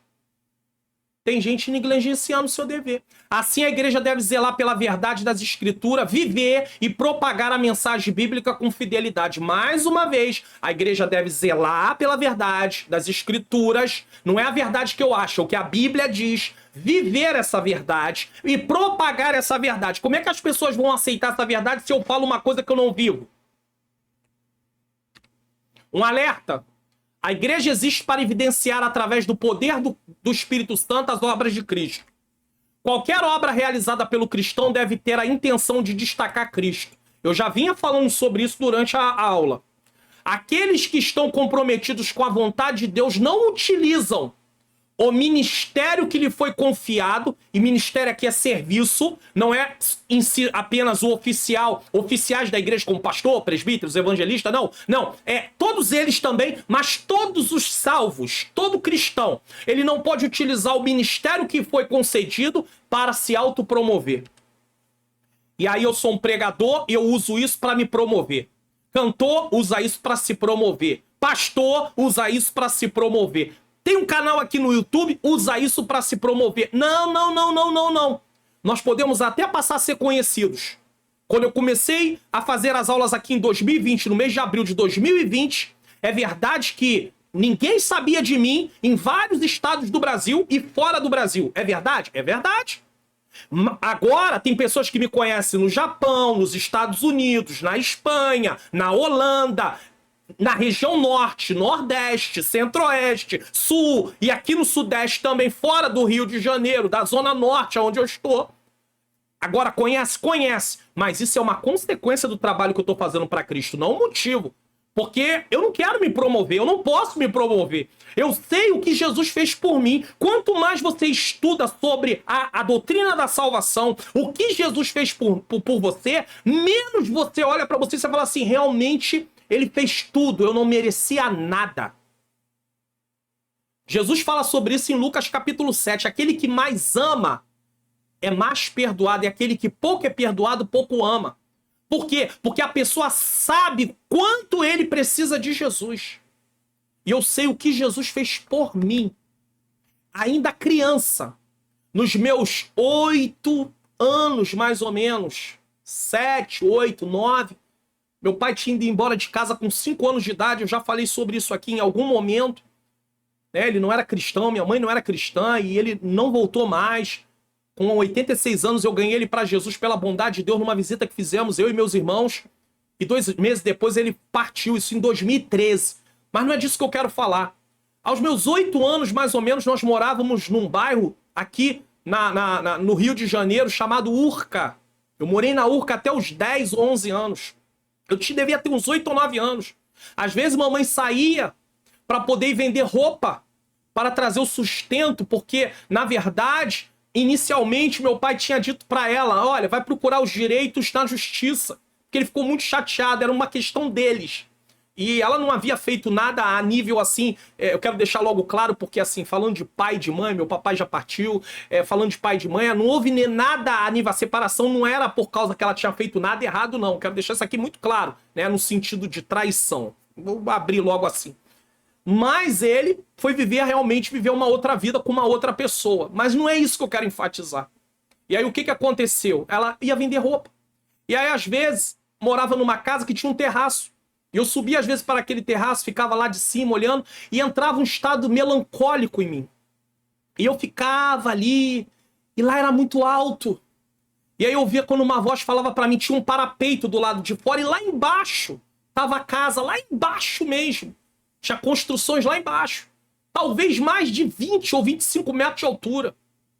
E aí eu ouvia, uns 20 metros, eu ouvia quando aquela voz falava para mim assim, ó, pula o muro, fica lá no parapeito. Ó, sua vida não tem sentido. Eu era criança. Criança. O inimigo já tentava contra a minha vida. Você acha que o inimigo não tem uma ideia do que Deus quer fazer? Eu aceitei Jesus com 15 para 16, nessa idade, 16, 17. Mas nesse tempo o inimigo já queria terminar com a minha. Eu sei o que Jesus fez por mim. Eu sei o que Jesus fez por mim. Não participei da vida do tráfico, envolvido com drogas. Se tivesse participado, falaria, mas eu não tive nenhuma experiência em relação a isso. Mas o inimigo já queria terminar com a minha vida ali. Então, eu sei o que Jesus fez por mim. Então, longe de mim, eu peço a Ele, Senhor, me ajuda. Que eu nunca use o evangelho, a vida cristã, para me promover. Porque eu sei o que Ele fez por mim. Ele poupou a minha vida. Com mais idade, Ele poupou de novo a minha vida. E aí, naquele tempo, como uma criança, a idade do entendimento, da razão, só Deus sabe quando chega. Uns dizem que é 8, outros dizem que é 12, enfim. Mas depois, quando eu já tinha idade da razão, mais ainda o Senhor continuou me poupando. Então, não use o ministério que Deus te deu para se promover. Quem tem compromisso com a vontade de Deus não faz isso. Isso é extremamente perigoso. Lembremos-nos de Nabucodonosor. E eu quero colocar aqui rapidamente para você na tela. Eu acho isso aqui interessante e importante. Olha o que diz o texto. Deus levanta Nabucodonosor, a Babilônia. Isso está lá em Abacuque, deixa isso claro. Deus diz para Abacuque, eu vou levantar um povo. Abacuque entra em conflito. Como é que tu vai levantar um povo mais pecador do que nós, que estamos andando em pecado, para nos corrigir? Deus fala, eu vou levantar, eu vou usar eles como vara, depois eu vou cobrar deles também.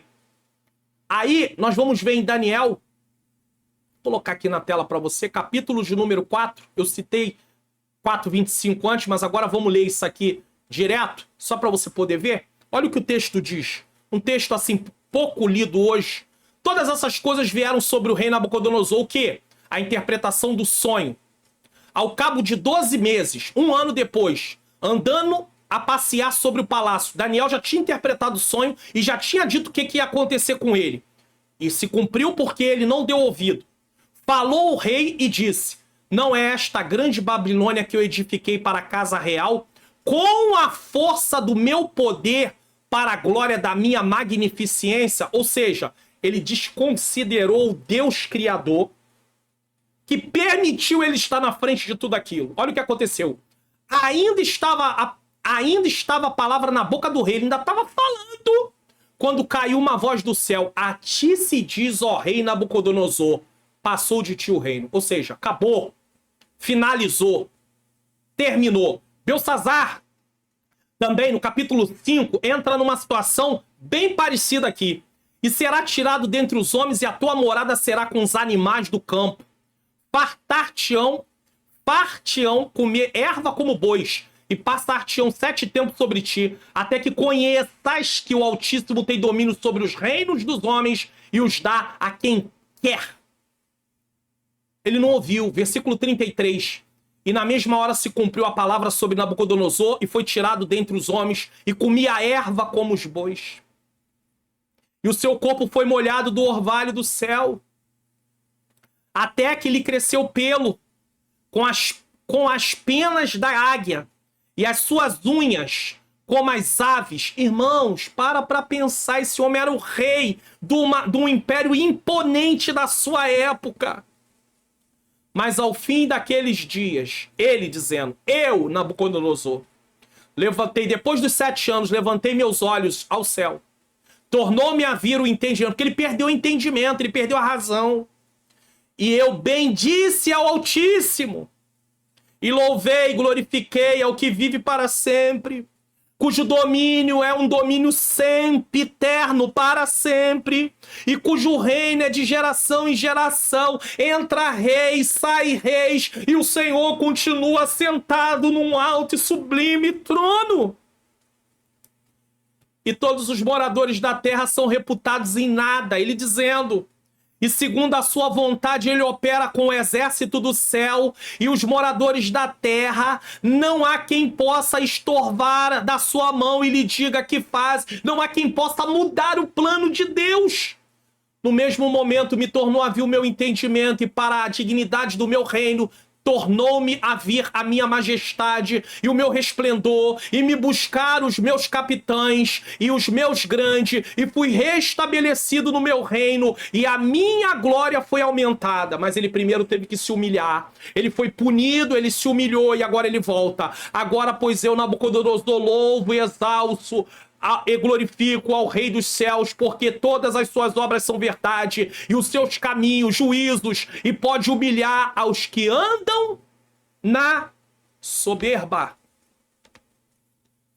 Como é que eu vou usar o meu ministério para me promover depois de ler a história de Nabucodonosor, de Herodes e de outros mais que se atreveram a desconhecer a grandeza de Deus e dar voto ao seu próprio braço, à sua própria força, e se autopromover? Não use o ministério de Deus para se promover, porque Deus conhece a motivação de cada coração. Aqui eu não sou juiz, eu não estou aqui para julgar, eu apenas estou para alertar de acordo com aquilo que estamos estudando. Cuidado. Cuidado. Mário Luna, cuidado. Você, cuidado. Apenas aqueles que não compreenderam que a única tarefa do mensageiro é transmitir o que foi dado a ele, tendem a buscar promoção pessoal.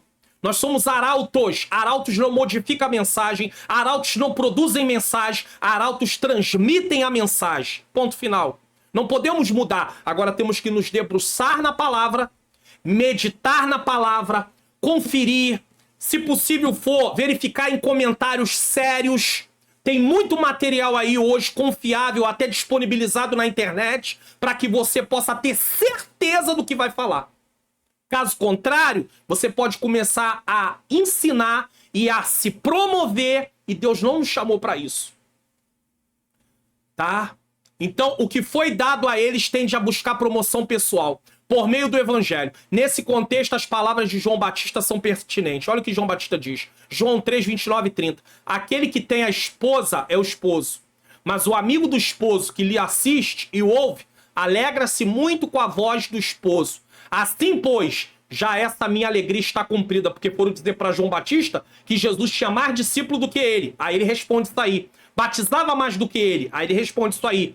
É necessário que ele cresça e que eu diminua. Nós fomos chamados para evidenciar a obra de Cristo, falar de Cristo, enaltecer o nome de Cristo, engrandecer o nome de Cristo, promover o nome de Cristo, não o nosso nome, não nos engrandecer, não nos beneficiar, não é a nós, é a ti, Senhor, somente a ti.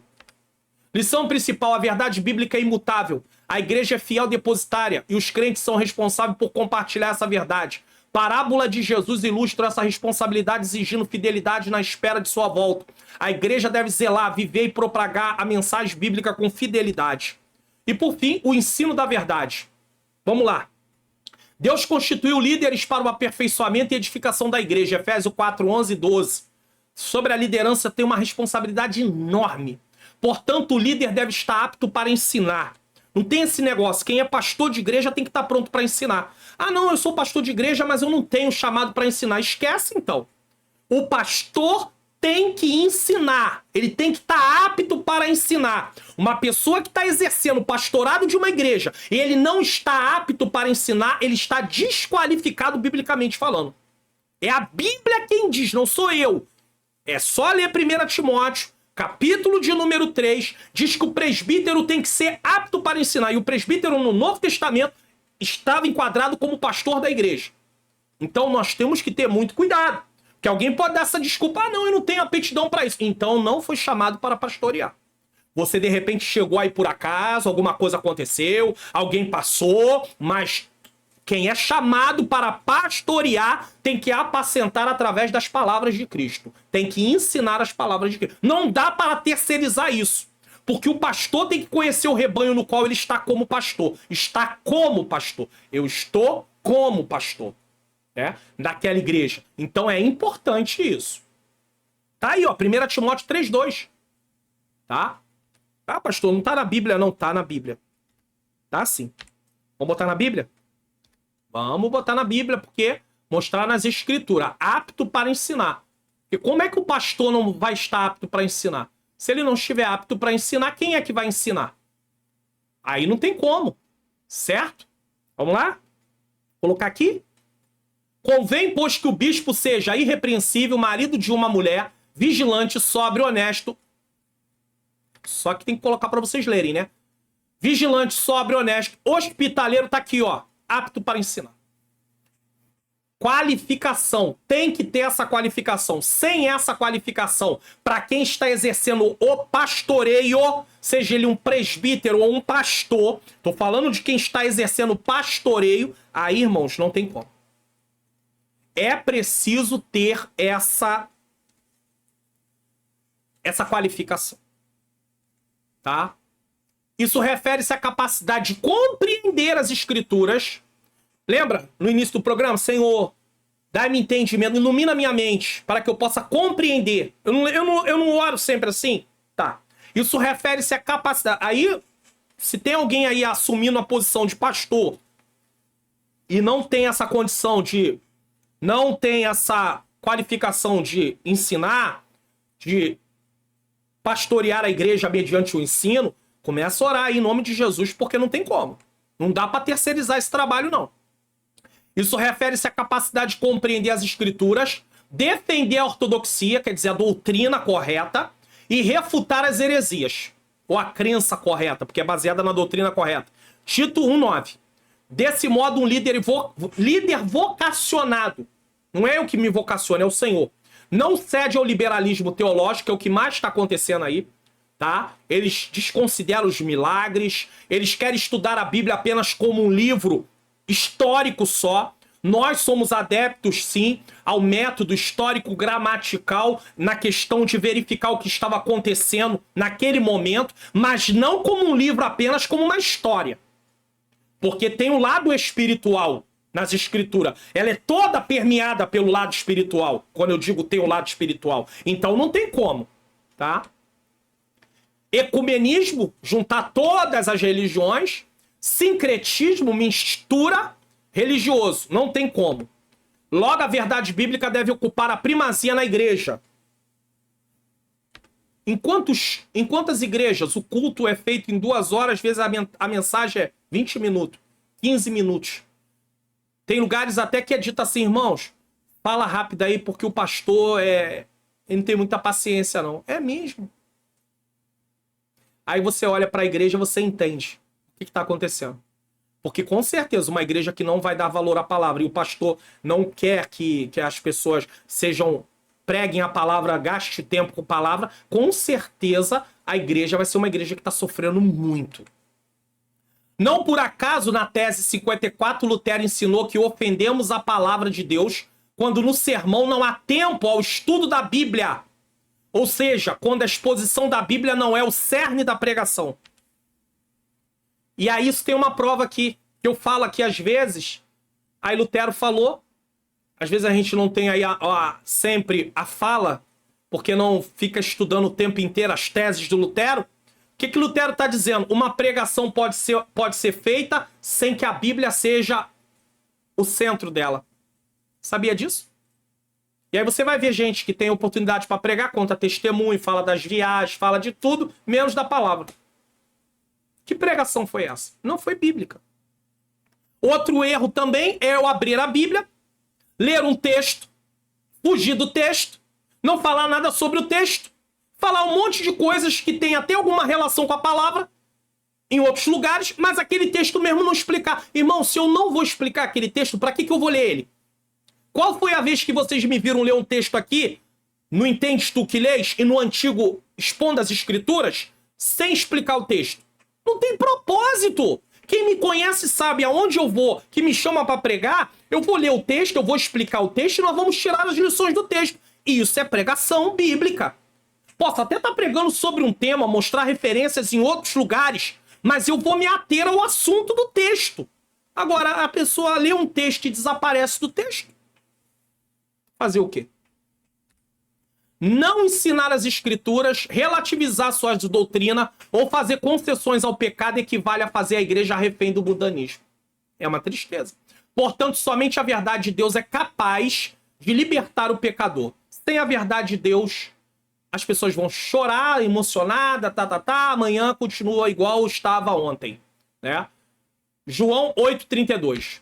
Lição principal: líderes são nomeados por Deus para edificar a igreja, ensinando com habilidades as escrituras e defendendo a verdade. Por isso que precisam se preparar. Se puder, faz um curso, faz um seminário, faz um curso teológico, por que não? Para aprender, para poder estar mais preparado dentro da questão. Tem a unção, sim, mas precisa conhecer as escrituras. Então, se pode, faça. Não é o seminário que forma o pastor, mas vai dar a ele, ou o presbítero, ou quem quer que seja, vai dar a nós a condição de aprendermos sobre as escrituras, irmãos. Eles não podem ceder ao liberalismo e ao ecumenismo, priorizando a palavra de Deus na pregação. A verdade bíblica liberta o pecador do mundanismo. Sinopse do tópico 3. Zelo e ensino pela verdade são duas das principais armas da igreja do Deus vivo. Conclusão. Diante dos ataques de desconstrução da fé, a igreja do Deus vivo precisa ser vigilante, porque senão ela se perde. Ela é guardiã da única verdade que liberta. Se, pois, o Filho do Homem vos libertar, verdadeiramente sereis livres. João 8,36. A mensagem da cruz não pode ser ressignificada. Podemos refazer, remodelar. Cristo morreu e ressuscitou por amor à igreja. E a requer santa, pura e irrepreensível. Portanto, a noiva de Cristo não pode macular suas vestes. Não pode flertar com outro marido, a não ser outro noivo, a não ser Cristo. Ela não pode se relacionar com outra pessoa, a não ser Cristo. Se ela se relaciona com o mundo, ela está cometendo uma traição. Não tem. Cristo, que é uma noiva preparada, uma noiva pura. Seu papel abarca o ensino e a defesa com todo o zelo da integridade da verdade revelada. Ou seja, a igreja tem o papel de levar o ensino, defender as escrituras e viver a palavra de Deus. 1 Timóteo 4,16. Tem cuidado de ti mesmo e da doutrina. Persevera nessas coisas, porque fazendo isso te salvará tanto a ti mesmo como aos que te ouvem. Paulo está dizendo então que Timóteo vai produzir salvação e vai dar salvação para os outros? Não! Paulo está dizendo o seguinte: tu não é um salvo, Timóteo. Tu não é líder da igreja em Éfeso, Timóteo. Então viva de acordo com a vida de um salvo. Porque se você viver de acordo com a vida de um salvo, pregando a palavra de Deus com verdade, as pessoas que vão te ouvir vão seguir essa verdade, vão viver como um salvo e vão herdar a vida eterna. É isso que esse texto diz. Vamos explicar o que iremos, vamos espiar o que iremos estudar na próxima lição? Última lição do trimestre, vai ser o encerramento. Lição 13, 24 de setembro de 2023, encerramento do trimestre, o mundo de Deus no mundo dos homens, Deus se revelando. E não se esqueça, entendes tu que lês, sendo a igreja do Deus vivo, assista muitas lições importantes, explicações e panorama do estudo da doutrina da igreja. O que é a igreja? Por que da igreja?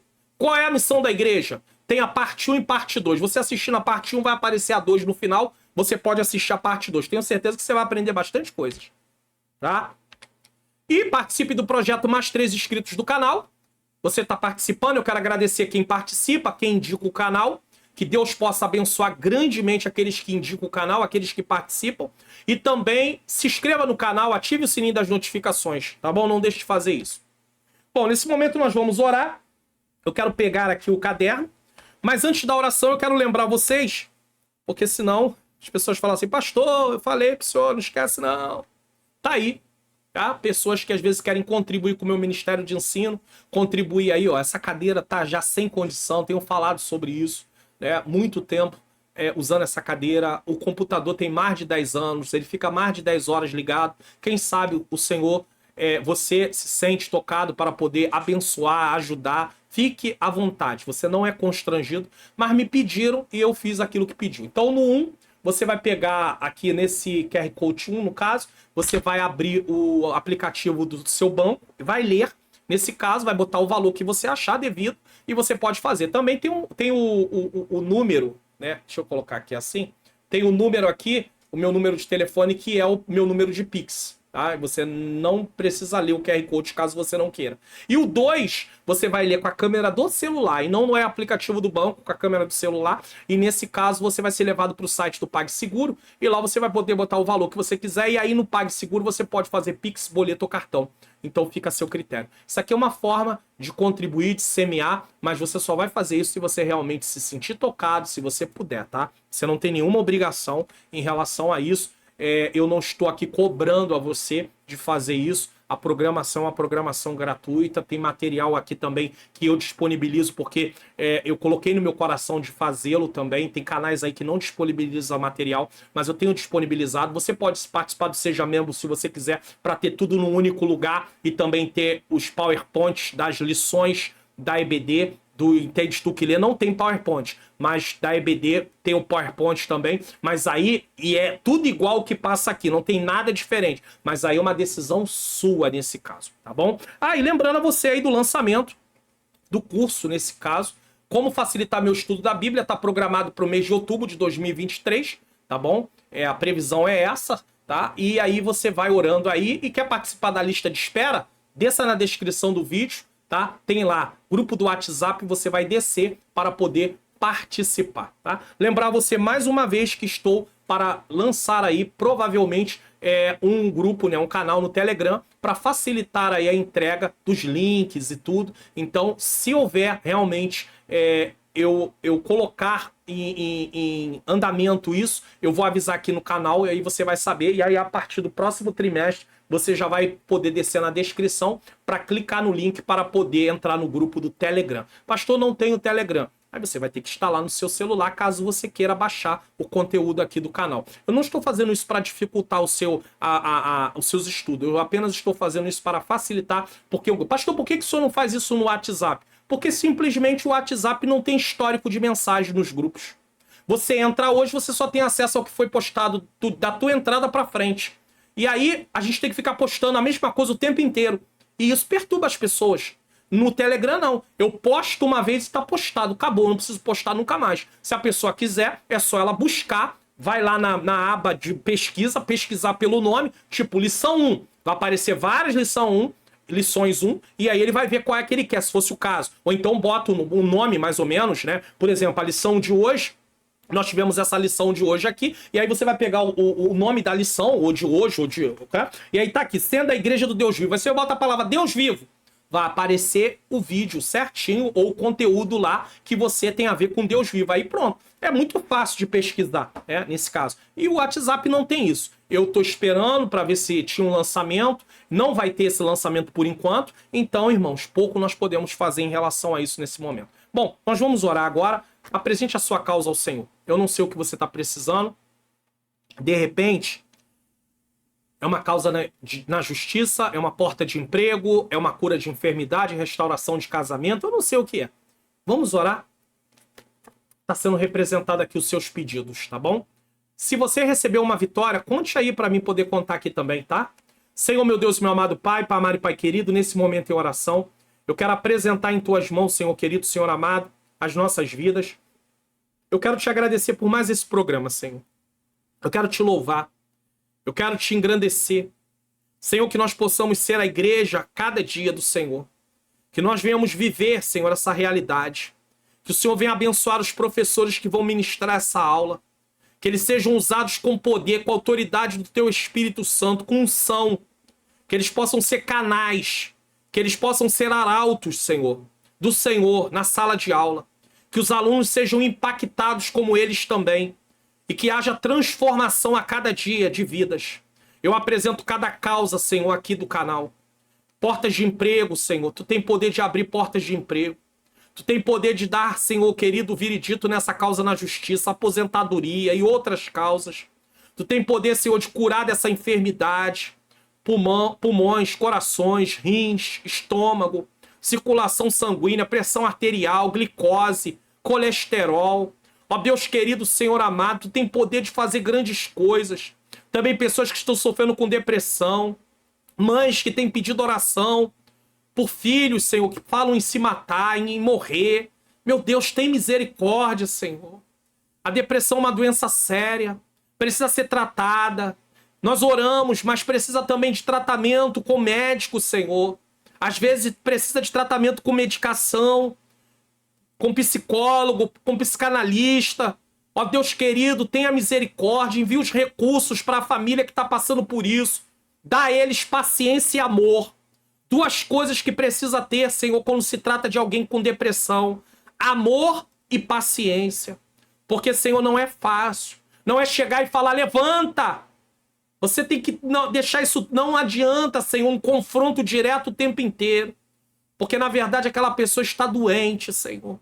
Então ajuda, Senhor. Dá, Senhor querido, traz a cura. Visita essas pessoas que estão com ansiedade também. Deus, toma esses casamentos que estão em crise. Restaura esses casamentos. Dá vitória. Esse marido que já está sem expectativa, essa esposa. Deus, faz uma obra. Também liberta pessoas que estão aí, Senhor, no vício da bebida, dos jogos. Pai querido, Pai amado, da prostituição, das drogas. Pessoas que estão jovens, que estão no tráfico das drogas. Ó Deus querido, tenha misericórdia, Senhor. Ó meu Deus querido, traz salvação. Toma vidas, Senhor, que necessitam de Ti a cada dia. Toma nas Tuas mãos, Senhor querido, cada causa, cada problema, cada necessidade. Ainda que eu não citei de forma discriminada aqui. Mas o Senhor conhece, o Senhor sabe, o Senhor vê, o Senhor olha, o Senhor sonda. E eu creio que em breve vamos poder contar alguns testemunhos, como o caso do teu filho, que o Senhor abriu uma porta de emprego para ele já contou. Eu já coloquei aqui no canal. Que o Senhor continue abençoando, Senhor. É o que eu te peço e já te agradeço. Em nome de Jesus. Em nome de Jesus. Bom, chegamos ao final de mais um programa. Eu quero agradecer a você. Eu vou colocar a bênção apostólica na próxima tela. Estou deixando aí para você os vídeos de recomendação. E se o Senhor nos permitir, estaremos de volta aqui mais uma vez para poder ministrar a última aula do trimestre para a glória de Deus. Que o grande amor de Deus, a graça do nosso Senhor e Salvador Jesus Cristo e a doce comunhão do Espírito Santo seja com todos nós que aguardamos a volta do Senhor, e todos digam amém.